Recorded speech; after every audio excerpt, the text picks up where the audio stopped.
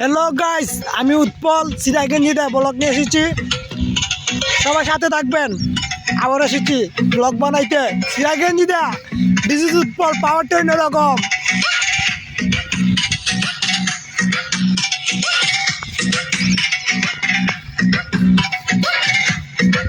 YouTube চ্যানেলটা subscribe করে দিবা গাইস, উৎপলের চ্যানেলটা।